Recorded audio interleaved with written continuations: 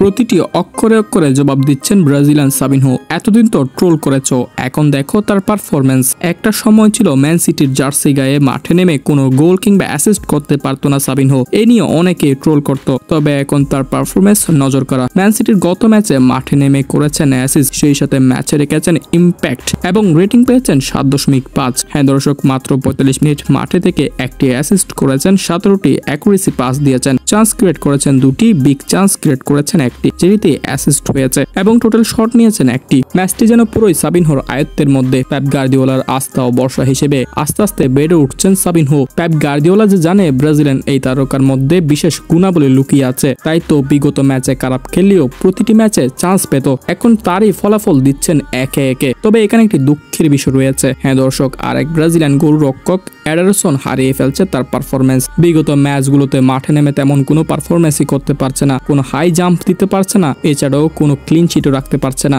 এডারসনকে দেখে মনে হচ্ছে বয়সের ছাপ লেগেছে। এমনই পারফরমেন্স করতে থাকলে হয়তো আর ব্রাজিলে জায়গা পাওয়া অনেক বেশি কঠিন হয়ে পড়বে। সেই সাথে ম্যান সিটির জার্সি গায়েও মাঠে নামতে অনেক কষ্ট হয়ে যাবে এডারসনের। তাকে হয়তো আরো অনুশীলন করতে হবে, তাকে আবারও পুরনো ছানারূপে ফিরে আসতে হবে, যেমনটি 2023 সালে একের পর এক পারফরমেন্স করেছিলেন। দর্শক, যাই হোক, সাবিনহো তো ফিরে এসেছে। এখন সে তার রাজত্ব দেখাবে আগামী ম্যাচগুলোতেও এবং প্রত্যেক ট্রোলকারীদের চুপ করিয়ে দিবেন এই ব্রাজিলিয়ান সুপারস্টার বয়।